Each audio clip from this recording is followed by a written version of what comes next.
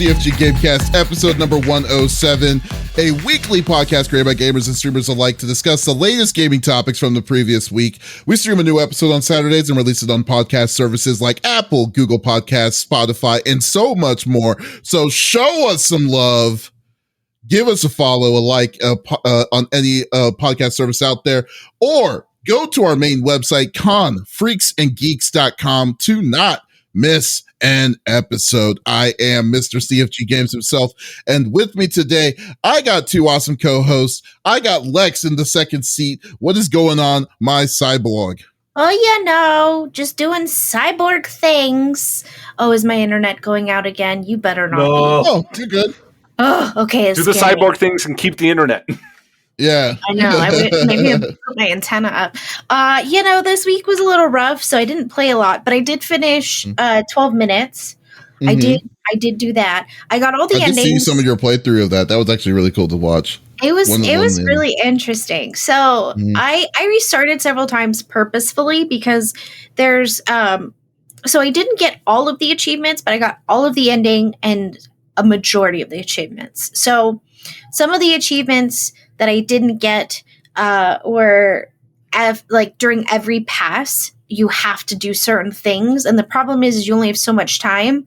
Also, in the first loop, if you do that, then you screw up your initial ending. So it's kind of a kicker. But 10 out of 10, I would recommend that you play the first 2 run-throughs without any guides whatsoever, which is what we did. And it was a lot of fun. It was a lot of fun exploring and then getting chat in on it. And it's like, okay, so you think I did it wrong. What do you want to do? Okay, we'll do that. And then, pausing it and letting them respond with what we should do next and what our response would be. So it was kind of fun to get everybody intertwined. Also fun to figure out how to kill people on accident or purposefully. There was twice I didn't understand why someone was dropping dead. I was like, what is happening? It was because I kept turning on a light switch. I was like, oh, got it. Whoops.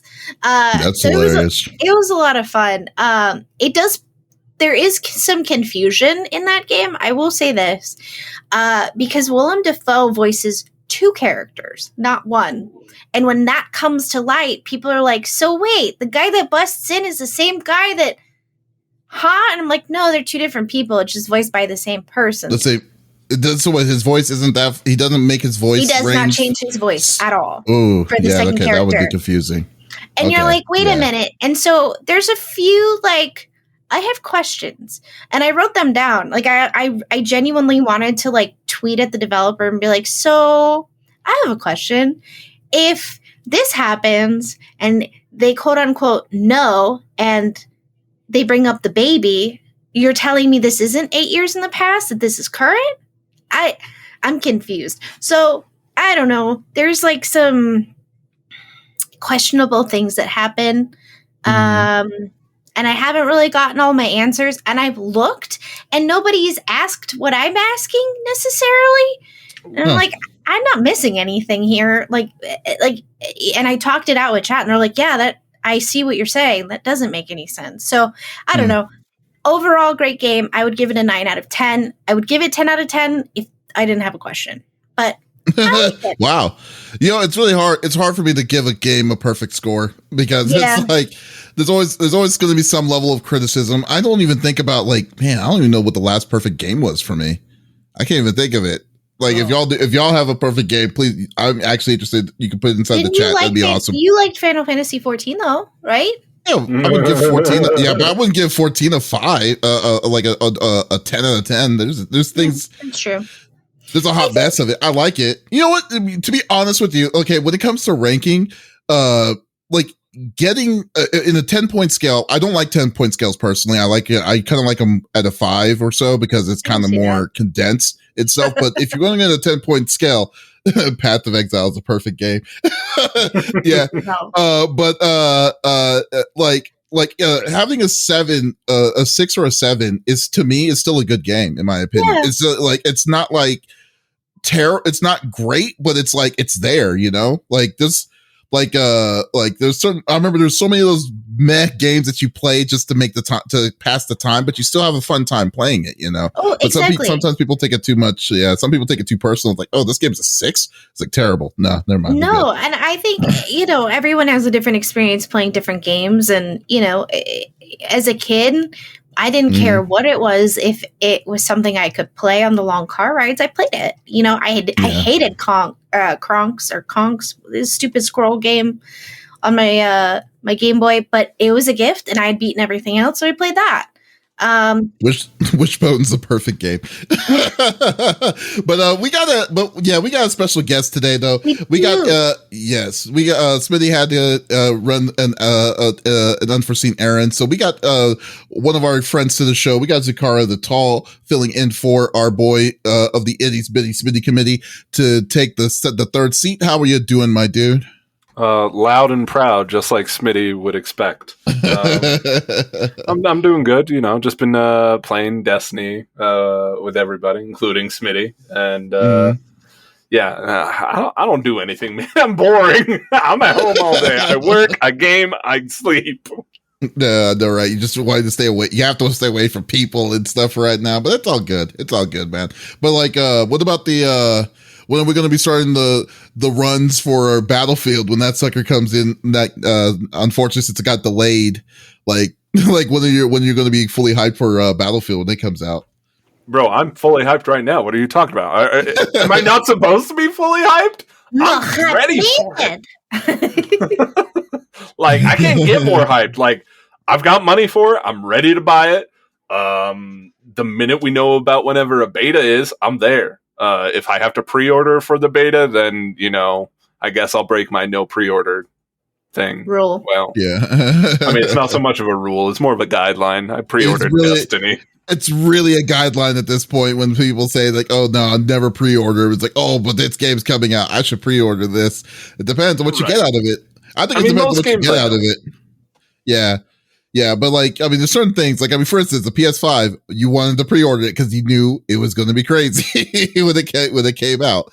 So that was the reason to do it. So, but it's all good. But as for me, I've been busy as always. But I will say this: I did what I said I was going to do, which was actually let me move my. Why am I I look robotic when I move around like this? It's weird. But I did what I said I was going to do, and that was I was going to get the car. The reason why I went to Final Fantasy 14 was to get the car from Final Fantasy 15, and I got it. And I was like, okay, sweet. So so I got the regalia for Final Fantasy 15. Wow. I'm super hyped. Then after that, I decided to start doing some other extra stuff. So mission accomplished on Final Fantasy for me, but I'm still playing it. Then I started Tales of Arise. This is a really cool RPG series from the Tales series, which I'm actually so happy to see that it's how successful it's becoming, because it's definitely one of those games that's been around forever. One of those RPGs that's been around since PlayStation, and they're now getting their full acclaim. This one already sold 1 million units already, which is crazy to think that in just 2 weeks. So for an RPG, especially from one that's not from a big developer. Well, I guess it's a big developer, but not one that's not known for those kind of RPGs. It's a very good feat. So I will definitely say that. So, but yeah, and I'm going to. And then right now, I did come back from a convention. I was at Dallas Fan Expo earlier, running some stuff.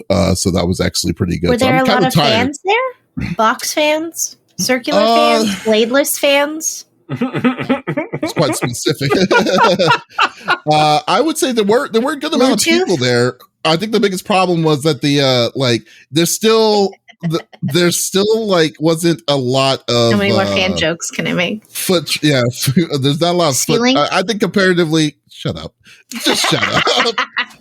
There wasn't enough of foot traffic though. I mean, I think for the size of this event, because this event usually hits about maybe 80 and 90,000, and you're 90,000 people or so. So yeah, but it was good though. I mean, they saw good cosplayers, but all wearing masks and stuff. They have to with the mandates. So, but it was a fun time.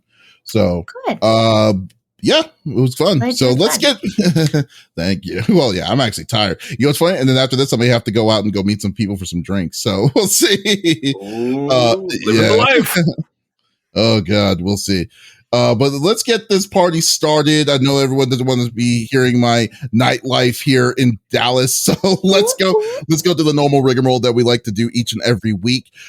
So we each of us choose a topic of discussion from the previous week in the world of video games. The topic would or could be about a specific game or something that happened in the gaming industry itself, and we don't want to talk about it amongst ourselves. We want you, the listeners of the CFG GameCast, on YouTube, Facebook Live, or on Twitch, to be a part of the conversation. So if there's something that you hear that you want to chime in about, by all means, type it inside the chat. We would love to discuss it with you, the viewers as well. So let's get this party started, and let's go with Lex. So what are you bringing to the table? I know, finally. So, oh boy. Okay.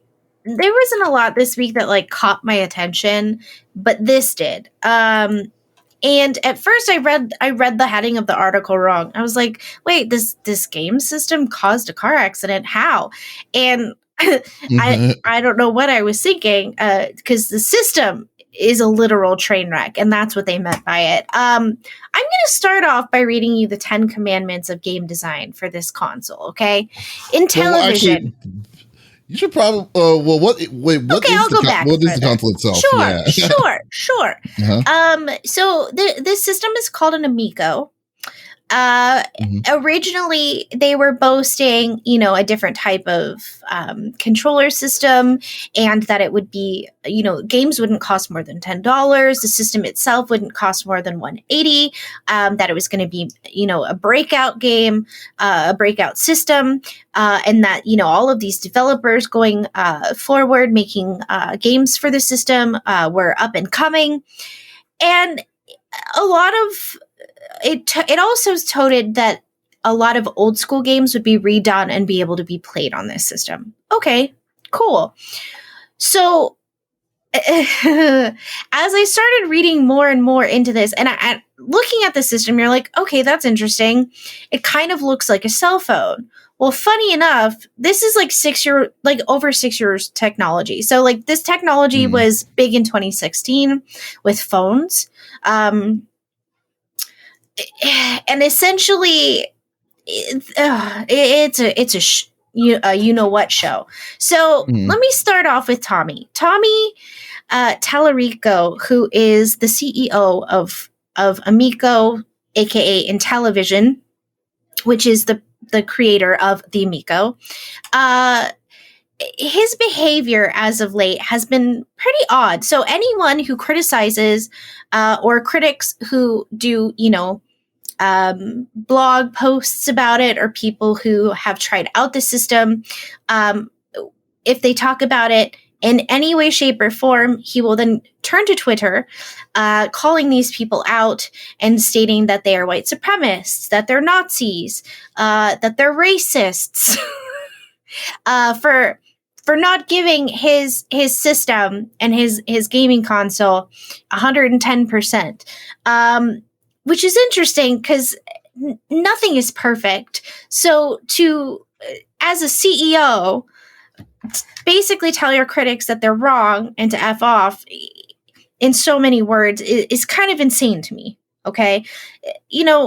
Bad press or no press, I would take the bad press over no press. But this system. Was there any, just kind of wanting to make sure, because like, I don't want to be say oh, you're calling a person out flat out a racist without with the information. Well, no, he's calling other people gaming racists and that they are mentally unstable. So anyone, as far as a critic, has, or, YouTubers who are looking at this system and like kind of going over the specs of it, right? Like, hey, have you heard about the Amico? These are the specs. This is, over 6-year-old technology. Like, how are you charging this much for this game, right? Like that sentence. How are you charging X amount for old technology that we've already surpassed, right? Making that comment, he will then turn around, call that person out on Twitter and say, you're a gaming racist, you're mentally unstable, you're a white supremacist, you're a Nazi. This is the founder calling critics of his item these things. Not to say that they are by any means, but he just doesn't like, he feels insulted and he's taking it personally, which you shouldn't. not everybody's going to like everything, right? And we know that. So that's kind of number one on the Trainwreck station. We're pulling out now, okay? So what is Intellivision?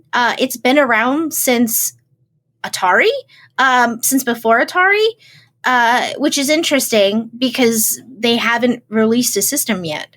But there is no system. Technically, Intellivision was around in the 80s, but it was 1979. Right, but it wasn't owned. It wasn't the same person that owned it. Like they went under in the 80s with the oversaturation of gaming that happened during the time. In the 90s, they became commies.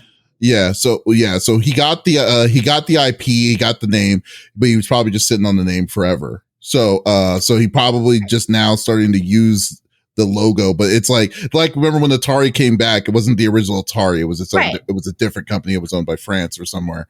So I'll just be so it's I wouldn't compare the old with the new one on this one. This Correct. Is like its own kind of thing. They're two very different things. But Intellivision now is creating the Amico, which is a gaming system, 2D or 2.5D format. And basically the controller, it features a touchscreen and motion controls, which is designed to be easy to use. Now, from somebody who looks at things from a disabled person standpoint, that's pretty cool. I like that. You could use this one-handed.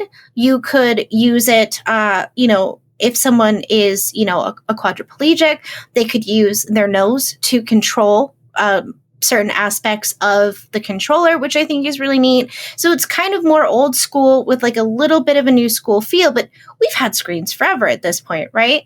So if it, it kind of sounds familiar because it's kind of already been done. So we keep going down the list. It's supposed to be this retro console that would bring back some old games, but also bring in some new games. Now, if you're going, well, new games, what would be exclusive? Because if it's a 2D concept, you're not going to be running any new games like 12 minutes or anything for Xbox or PlayStation on this. It would technically be old games or ones created specifically for this, and you would be correct. So they boast that the games wouldn't be over $10 and that the whole system itself would be $180 or less. Pre-sale started, and all of a sudden the price jumped from $180 to $250 to between $250 and $300, which makes absolutely no sense when you're looking at this, and an iOS Android from 2015 can do the exact same thing that this new console can, right? So I'm reading this and I'm thinking that doesn't make any sense. And they're talking about bringing like a mobile Care Bears game and things like that. But it's like, we already have this on our phones. Do they explain why? Like, do they ever explain why they increased it like that? That's a pretty big jump. That's like right from 180 to 250 or 3. That's like a switch, right? Yeah. Well, and it is a switch. You're right. Depending on which edition you got, obviously prices can vary, which we all know that. While the console does come with 2 controllers and 6 games, it's still fairly steep, especially when compared to modern day consoles. And looking at what the games that are planned for this console, including mobile ports and even an education flash game, it's hard to see how anybody outside of super fans of Intellivision would be tempted to buy this machine, let alone pre-order it for more than $100. The price got higher for no real reason at all. Amico is basically as powerful as a $100 Android phone released back in 2015. And they say we don't want to get into the nitty gritty of specs. Well, we do though, because you're charging all of this money for something that I can go, an Obama phone can do, right? When that kind of makes no sense. So there's no real reason as to why the price jump. And when you're looking at it, as far as like a dev portal, the controller capacity, the touchscreen, all of it, it's a 3.2 inch screen with a pixel resolution of 320 by 240. 320 by 240. That's nothing. and a refresh rate of 15 to 30 FPS. Whoa, they go down to 15 frames per second? Jesus. While these controllers are built with a second screen, everything designed for the controller screen must not exceed 1 megabyte. That includes sound, all sound, images, and code.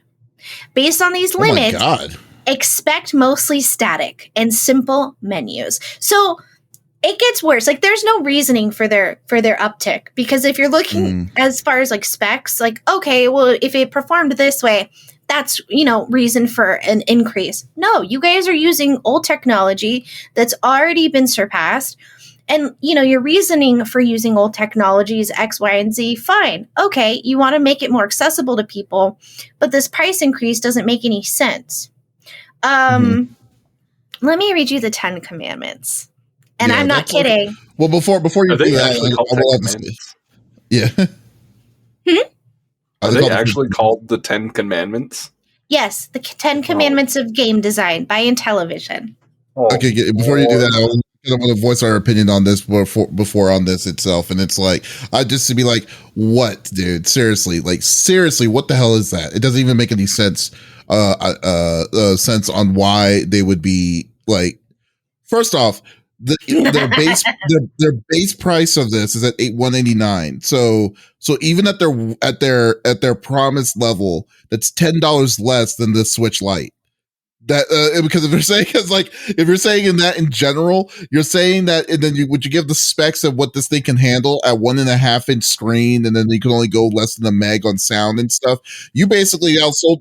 You basically took yourself out of the running a long time ago when you're just saying I got the Switch Lite. The only thing that you could possibly promote is that it's cheaper. The games at the max could be at $19.99, but if you buy them digitally, it's at $10. But with the kind of games and the quality of the games itself, that's going to be another question in itself.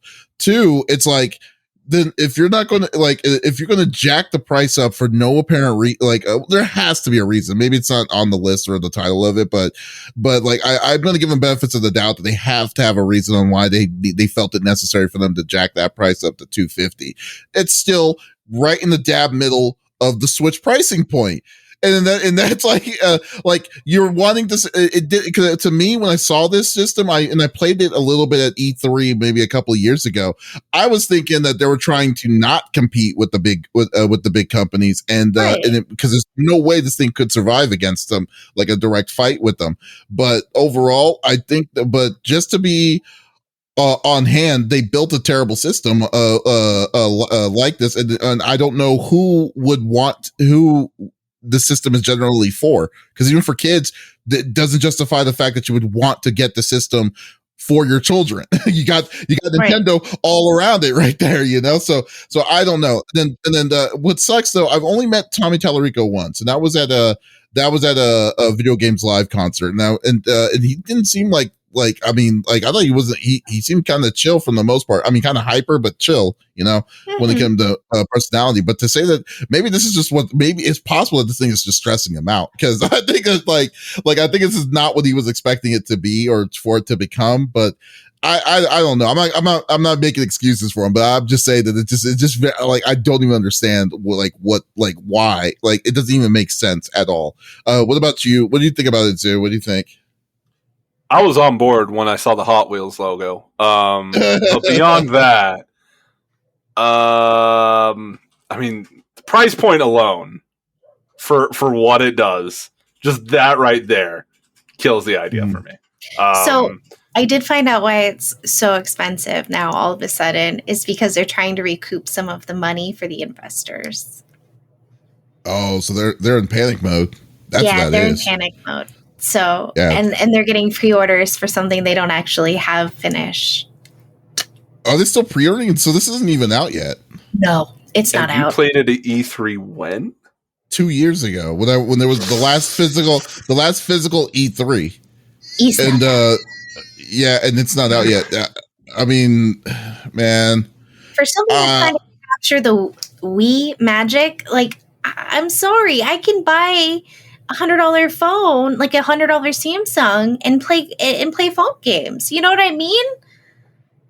I mean, I don't even understand he must have been a really good salesperson to get investors to be on top of this. I haven't even gotten to the best part yet. Yeah. Dark Alyssa is asking. This reminds me of those, like, back in like the late 90s, early 2000s, late night cable. You would see the infomercials for these like very obviously poorly designed Game Boy third party things. This is what it reminds me of. Like, this doesn't be lock and keys. Yeah, exactly. This is what it reminds me of. It's for the consumer that does not know anything about gaming and thinks that this might be a good idea for their kid or grandkid. And like, I mean, let's be honest, kids are brutally honest first and foremost, and they're mean. A kid's gonna get this and think instantly, okay, I'm gonna get teased at school so much for having this and not because no other kid at school is gonna have this. No, it's gonna be like, hey, you want to play so and so on your Amico? It's like, I don't know what that is. Can you play Pokemon on it? No. He's like, no. Yeah. It's like, we can play poker. Dark Alyssa says that she's asking, is he also the host of PF Video Games Live? He is. He's the founder. He's the founder of Video Games Live. He created it.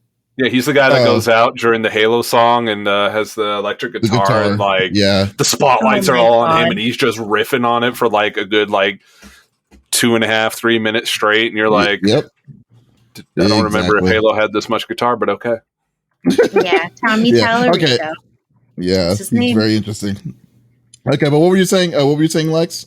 So the best part of this, and I was reading through, I'm like, okay, so you're telling me that this overpriced system that doesn't do more than a cell phone from 6 years ago has a 10 commandments? Oh, please let me read. And I quote, "Oh, stop talking," is what Davis told me as I was reading these out loud earlier. Like, no, wait for it. So I just want to know. I just want to be surprised by this. That's why. Yeah. I was like, here's the first command.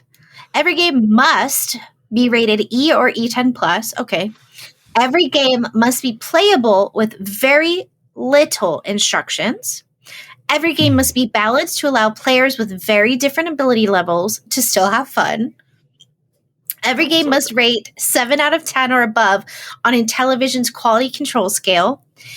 Every game must cost less than $10. Every game must support the official Intellivision controllers, which, again, can only run something that's 1 megabyte or less.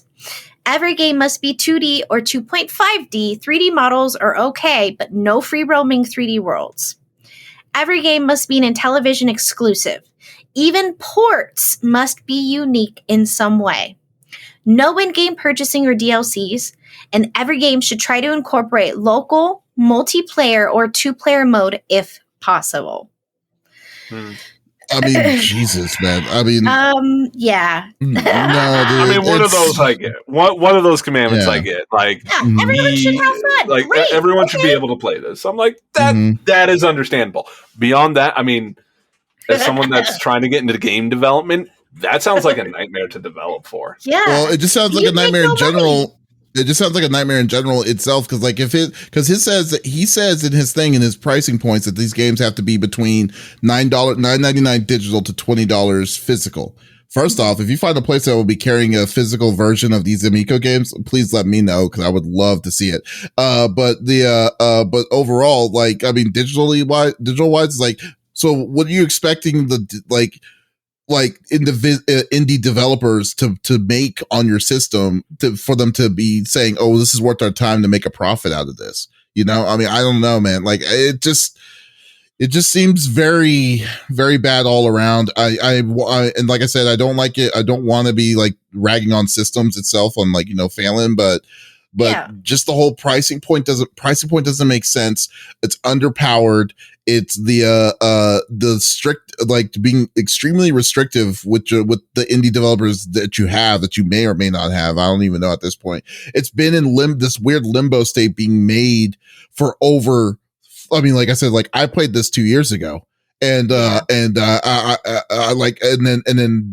now when you're saying that they're at a panicking state on trying to put the investments over to the people on reservations, I would love to see what their reservation numbers are, because it does not seem it doesn't seem relevant at all, like at all, which is unfortunate to say, but like, yeah, I feel like the only pre-orders would be people who are game console collectors.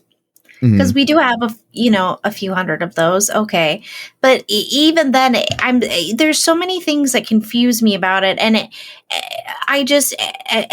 this article continues, and that's what's interesting. So, like, even after COVID, like, of course, we can factor in delays for everything, right? But it's just at this point, like, past attempts at retro consoles haven't really worked, so. It's really hard to ask a consumer to fork over $250 plus for a console that, you could probably go to Bed Bath and Beyond and get one of those like Atari plugins for just as cheap or a lot cheaper and get the same effect, right? Like, for instance, like, I love the idea of the Stream Deck. I really, really hope it stays good in a good positive motion. But the way I look at it is that if you want to get a good Stream Deck, you got to get the mid level of it, the 500, 550 level of it. Right. When you're paying 550 for a handheld, now you're kind of in the limbo state for me. In my opinion, limbo state if you're wanting to get a handheld system or if you're wanting a computer. That's where I'm at right now. So right. So I think the value of the Steam Deck, even though as great as it is, it's a little pricey. If it was under a little bit, it may be justifiable. But right now, it's like, for me, I don't think I would be interested in something like that. But this, you can't.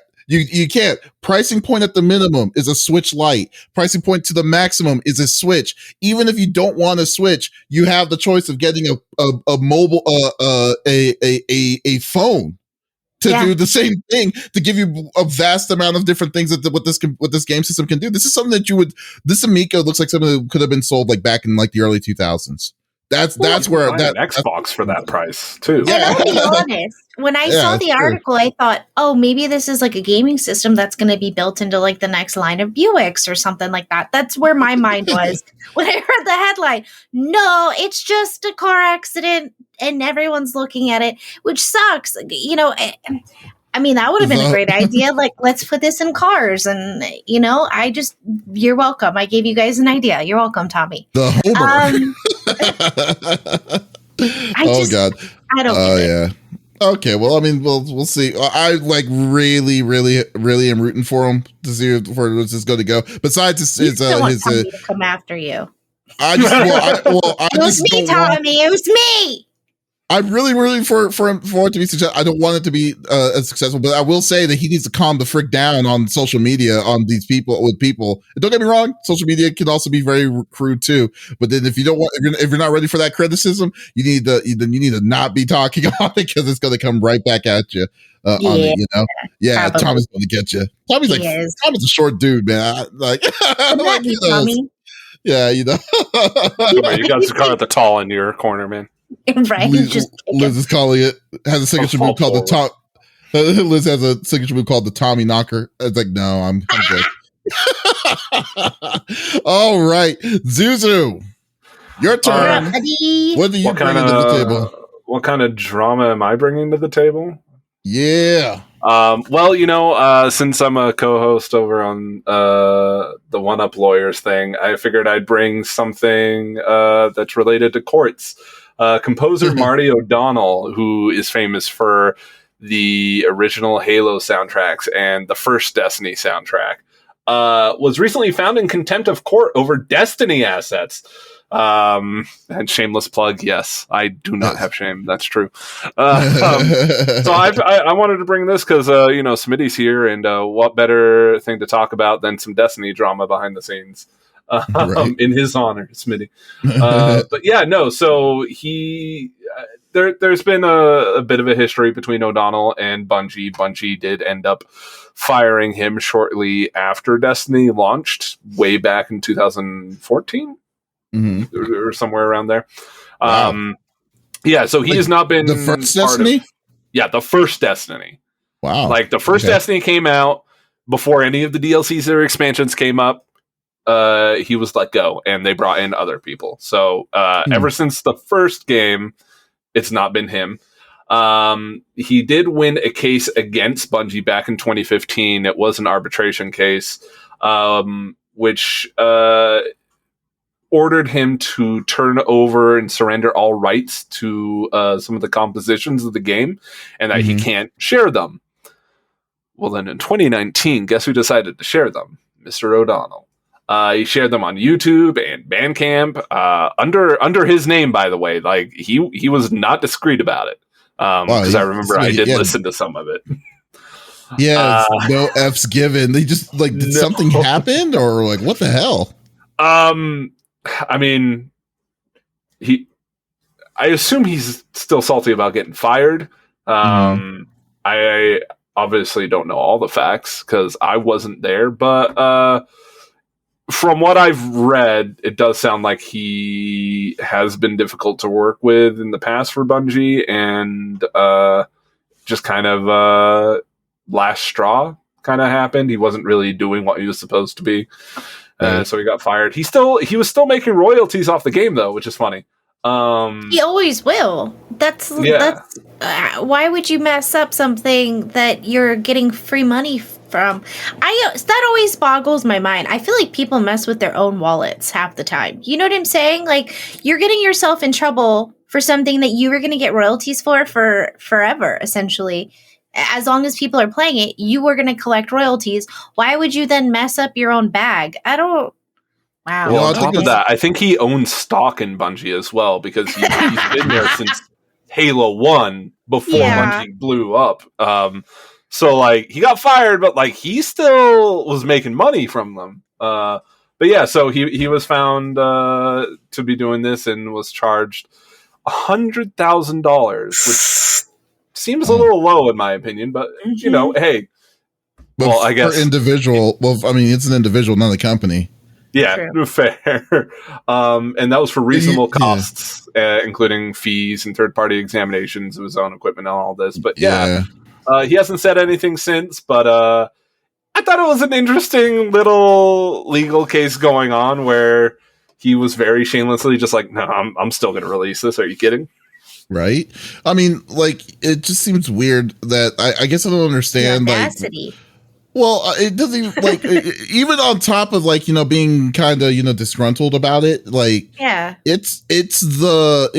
he went over the court's decision on this to go and just go out of his way to do it. And he was getting paid the royalties still the way he was deserved. So it wasn't as if Bungie cut him out completely on that. They were still doing what they needed to do, you know, to make it straight. You know, to make it fair. But I just don't understand, like, why one would just decide to just do that, then not be coy about it, and then just say, "Oh, okay, we're just gonna file you for contempt," knowing what the circumstances are going to be. Although, I guess there is one thing that we can say, because the one common factor is that they have said it the whole time. He was difficult to work with, so maybe he's just not right in the mind of just wanting he's just vindictive. He just did it just to say that he did. But I don't even know. I don't even understand. He was getting paid. You're right. I just don't. I don't understand, like, where the anger is coming from with this. From that. Can't let it go, which, hey, we all have that friend that we know that can't let things go. Okay, so be it. But how many years after the fact, like, you're still getting money, you're self-sabotaging yourself that badly? Like, he had to know that there were going to be repercussions if he got caught, and maybe he was so cocky, he was like, I'm not, what are they going to do? What are they going to do? Well, this clearly, Bungie doesn't mess around legally, because I mean they're going after cheat makers pretty aggressive lately. Like, they have a bunch of stuff filed in the court systems right now, and that's just Bungie alone. Like, they're not playing games at all. Well, and they dot all their I's and cross their T's too. So it's like, you know, I think people sometimes are just really self-sabotagers, and this is what that seems like to me. Like, why would you open your mouth? Keep your mouth shut. Shut up. I think it's ego, Because I think it's very much ego. Yeah, I agree. Because I mean, everybody. I mean, I shouldn't say everybody. That's a generalization, but most people that have played Halo always enjoyed the soundtracks. Like they were really good, and Destiny was no exception. So I think part of him just had this chip on his shoulder. I will also say one of the songs that was released on his YouTube never was featured in the game. It was technically cut content, but it's still owned by Bungie. It's still their asset to use at their discretion.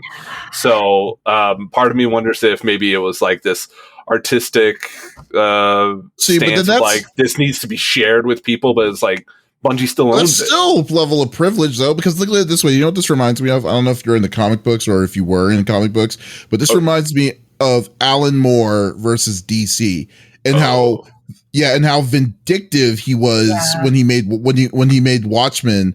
And then DC, and how DC quote unquote treated him. So I would be on Alan Moore's side if he made it and DC purchased it from him and then saying, okay, we want the rights and do it. But the difference is DC paid Alan Moore to make that, to make that story. But then so they made he made the story the way that DC wanted to do it. But then ever since then, he was on a rampage of like, oh, DC is terrible. Comic books these days are garbage. All it is, it's about money and stuff like that, And it's like, we paid you for your services. What do you want me to do? What do you want me to do with this kind of stuff? You know? So, I mean, so this is the same kind of thing, in my opinion. It's like, I think that it's just like, I don't know, maybe he drank his own Kool-Aid and he's like, man, I'm freaking badass. And it's like, but why am I not getting this stuff like this? And it's like, this is a great song. Why is this song not haven't been featured, or why is this song never been released and stuff?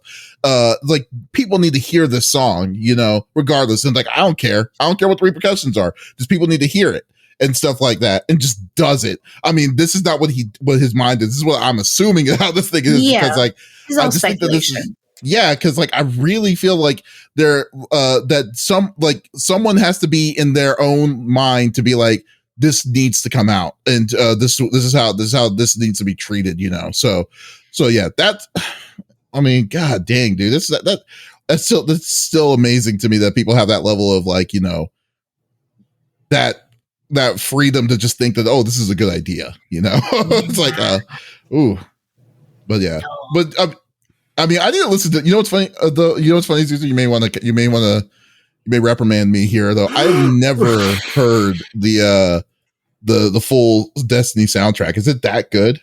Oh yeah. You know what's funny? Most of the memorable stuff that I remember from Destiny wasn't his work. Oh no.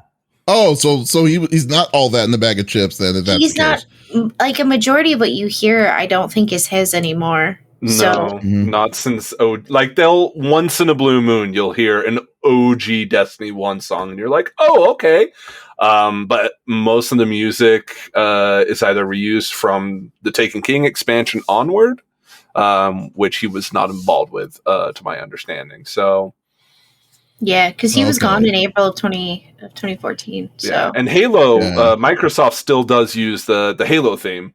But notably, they've never brought him back to get involved. But they have brought back other key members of the original Halo teams, but never Marty. That's very interesting on like how crazy that is. It's just like, it's he must be like, I mean, it's not like if it's consistently that way, then there is a problem. I think there's a problem with him, but well, I'm just glad that they're. I'm glad. This is one of those stories that I wish my dad was here for, because he made music most of his life. He owned a recording studio. And so he's done recording studio stuff for gaming in the past, not very recently, but he knows all of like the ins and outs of the laws of that. So that's where I'm like, my mind is blown. Like, why would you mess with your own money bag that much? Okay. I'm going to have to ask the one-up lawyer next time I'm chatting with him and get his opinion, because I don't understand it either. I'm just like, $100K. Self-sabotaging? This is what this cost you, dude. You put it under your own name on YouTube. What are you doing? It's like the YouTube kids. So it was like they need to know it was me. That's basically his only reason. It's like they know that I want them to see who did this. It was me. You know, that whole thing. Oh man, but that's funny. Well, we'll see how that. Well, we already know where it's going. So I hope there's no continuance of what's going to happen on that. So right. Hopefully that's the end piece of the saga. Yeah, let's just say the end at this point because you don't want it to advance even further. Golly, that's crazy. All right, so let's go to mine. I'll close this up with a nice tight package. I'm talking about PlayStation once again. I don't know what it is. It's like just PlayStation to me is just like peanut butter and jelly, I guess, right now. Because like I've just been going really crazy with I've been always releasing this stuff. But PlayStation is now the new update patch has happened with PlayStation. This is it's official. I did do an update about this about a month and a half ago about the beta, about what they were planning on doing. But the only thing that the only thing they emphasized was that they were going to allow you to put M.2 hard drives to expand the hard drive space on the PS5. So they allowed you to do, so that is now officially enabled in the PS5's new September update. So this in this one now, there's other things that they did with the PS5 that was actually really cool, which is totally now starting to kind of shape up to be what we were expecting the PS5 to do from the opening day release of it. So there's now small things. It's funny. The cool thing about like when you do these updates is like some of the small things that they do is what makes like, it doesn't have to be like a ridiculous upscale in graphics and stuff. It's like some of the small tidbits, like moving allowing you to organize your options menu is one of the big things. Cause in the normal PS5 version, like when you go into menu to close your system, you have to go all the way to the far end to the power.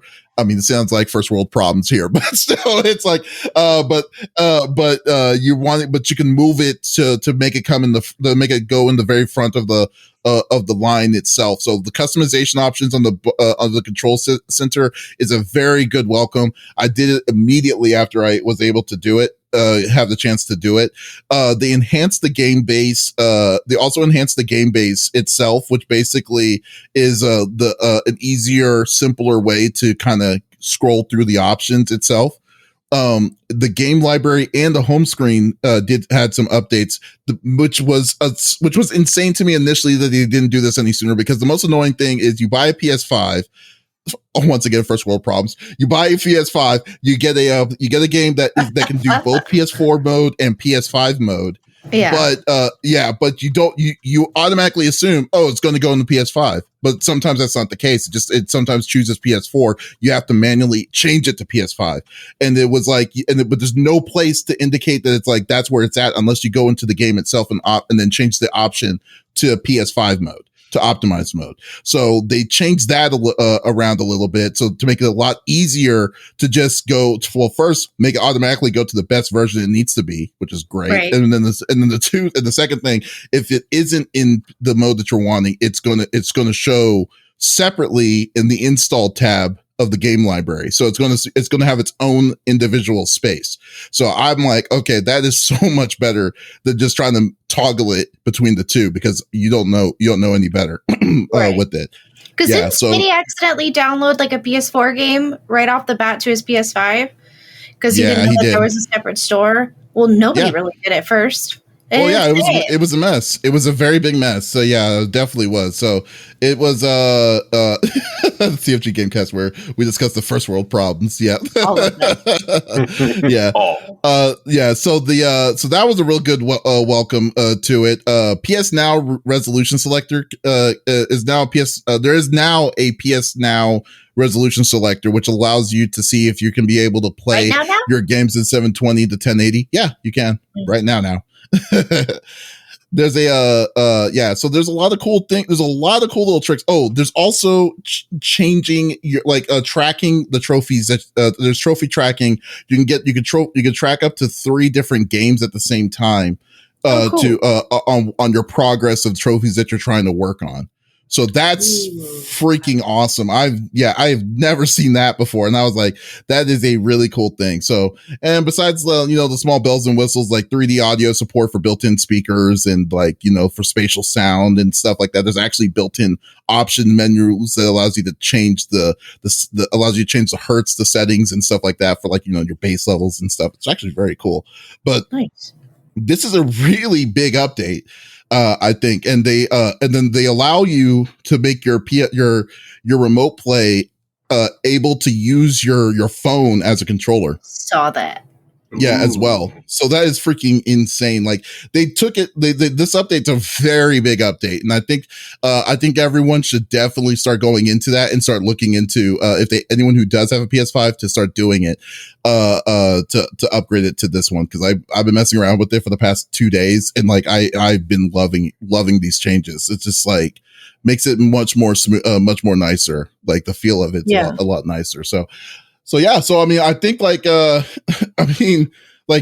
apart from the showcase that they did last week to what they're changing on the system itself, slowly they're going a right direction. All that they're needing to do is to start, being able to keep up with the demand of it. Because I think, can you imagine if there was no pandemic at all, and then they had no issues of releasing a massive amount of systems? Do you know how crazy this thing would be selling? Yeah. Oh yeah, no, it'd be going off the shelves so fast, especially after that showcase. Oh God, I mean, it's after the showcase itself. I mean, I don't see how this is going. I know that Microsoft is trying to introduce a new way of play, and then you got to respect what they're doing with what they're doing, because I think some of the technology X Live or whatever, the remote play. Remote play, your play anywhere on anything, be able to play Xbox games directly as an app on your TV directly, all this different kinds of stuff. Awesome. Problem is no games, no exclusivity of games is what kills me about this. It's very important for first party games, in my opinion. That's the reason why people want to buy a Nintendo. That's as much as strong as the reason for people want to buy a PS5. People are clearly fine buying a $500 system to have a disc version of the game, if they're going to bring, if there's a reason to do it. And I think this is the big thing about it that allows PlayStation to do what they're doing, even though, that allows them to kind of be open on what they're trying to announce and what they're trying to release. Cause I mean, dude, they had 4 new IPs just last week. Yeah. just on that alone, it's I don't know, man, but yeah, I am really glad about this system. I don't even though I haven't played it that much, I think that that it has a very clean future. So what about you, Lex? What do you think? It makes me want it more and more. Oh man, so.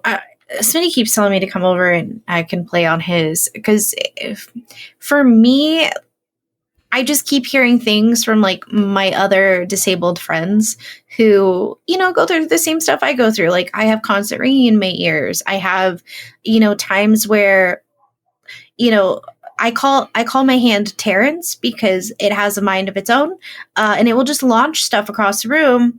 And sometimes my hands get stuck or they get frozen. Well, that's a weird story. Yeah. When you say I call himself Terrence because he has a mind of its own, I think it's a story within a story within that. It's Terrence launches stuff. It's who's Terrence? He's that. Okay. This one. It's this one.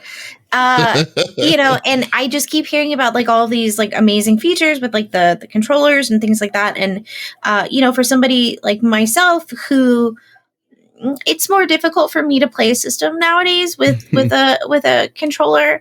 All I hear is good things in my community of disabled people who are also gamers.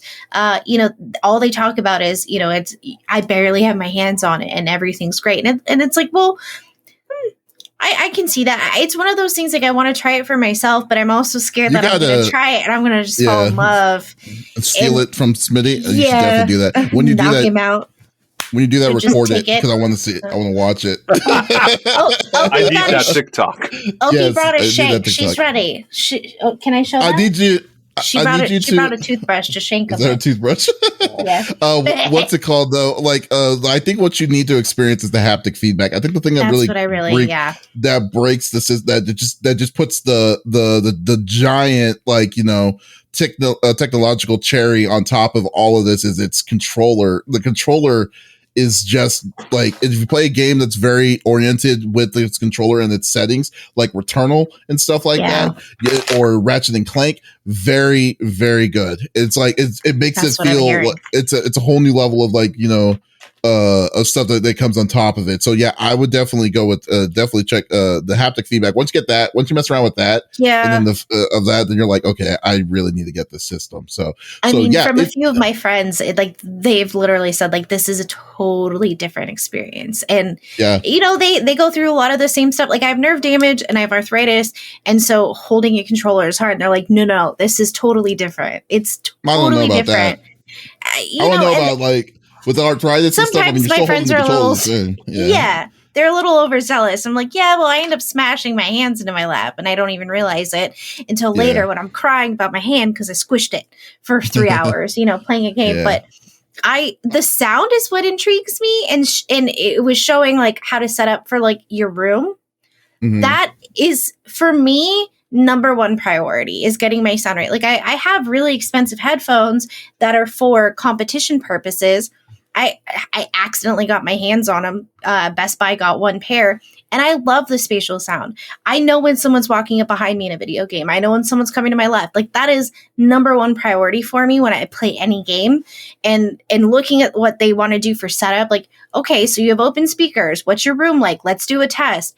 I love that. I love that feature. Like 10 out of 10, I love that feature already. And I'm scared to play it now that I'm going to fall in love and regret not taking the extra PlayStation from Spinny. Yeah. Here's the, I just had it on me. Here's the red. The red one. The red one. That's not cherry red though, is it? It's a cherry red, unfortunately. It looks. Oh, I love cherry red, but it looks more burgundy. I wanted it more darker than where it was at. But yeah, I don't want to like mine. I love that. Very good system. So yeah, but this was so that just wanted to kind of let you know about that, and y'all should definitely when you get a chance. What?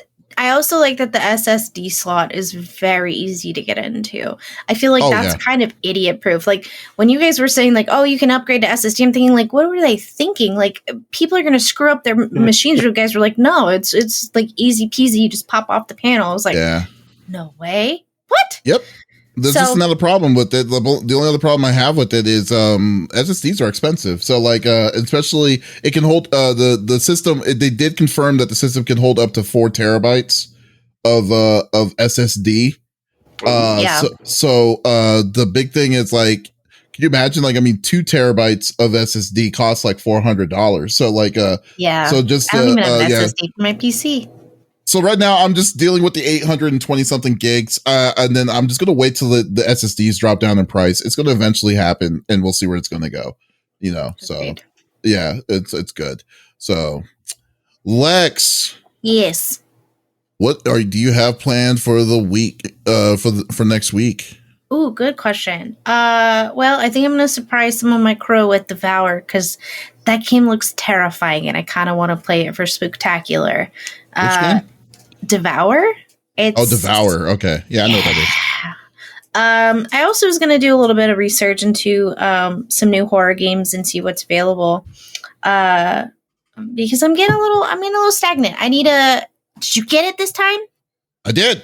Yes, killed the gnat. I'm kind of.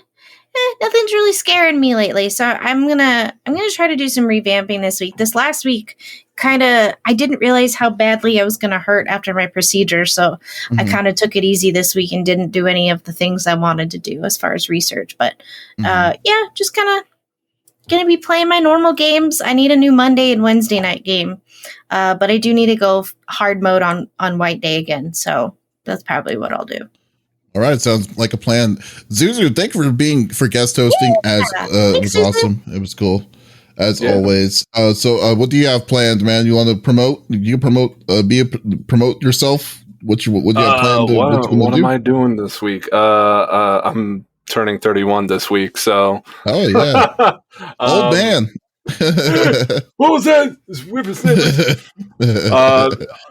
Honestly, I just I plan on doing some work, hanging out with my little baby boy, and then probably helping Smitty and everybody else in some stuff on Destiny. It's not just Smitty, man. I'm getting like recruited by like 8 different people. Hey, Zukar, can you help me with this? I'm like, I got you, man. I got you. As long as it's not a little kid that cheats, though. When Liz says your hot tub DILF stream for your birthday. Hot tub DILF stream for birthday. I keep telling Dark Eliza this, and I'm going to keep saying it. I can't buy a pool. Like, every time I order one, it gets canceled. I don't know why. It's not my fault, okay? What? The pandemic. No, I don't know. I keep canceling the orders and blaming it on someone else. Don't tell her that. Fair enough, man. That's freaking hilarious, guys. But guys, yeah. And then as for me, I am going to be streaming some more Tales of Arise during the week. Monday, we're going to be doing the trivia final. We're doing a pop culture trivia final with T Dot on CFG Games. It's freaking that's a fun thing. To check out. So it's going to be a whole mass of different kinds of geeky topics and stuff, and see who's going to win it all. But then on Tuesday through Thursday, Tales of Arise, and then Friday, probably some Final Fantasy 14. So, but then next week is going to be pretty cool. We're going to have a special guest. We're going to have the awesome Katie Benz next week. She is one of the voice actresses that was played Chloe in Life is Strange. So she's going to be so she's going to be a guest on this one on the CFG Gamecast next week. So definitely tune in for that. That's going to be awesome. And as always, I know with the PS5 talk I was talking about earlier, just going to be piping this in one more time. We are doing a PS5 raffle for Extra Life charity right now. So if you do !PS5, click on the link, gives you all the information. It's a $20 buy-in. All the money goes to the Extra Life Fund for the Phoenix Children's Hospital. Really good cause and a really good chance for you to get a really, really, really hard system to find. So definitely thank you for your time here. So guys, thank you for listening to episode number 107 of the CFG Gamecast. Thank you for being a part of the conversation as always. We will be back again next week, but if you did miss this episode, that is okay. We will have it Monday. We'll release it on podcast services Monday morning on Spotify, Spotify, Google Podcasts, Apple Podcasts, all podcast services. So there is no excuse to not listen to our sexy, sexy voices. So we will,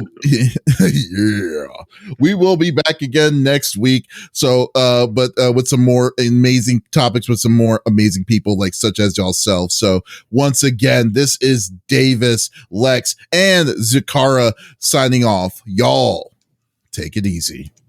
Bye. Hasta la vista.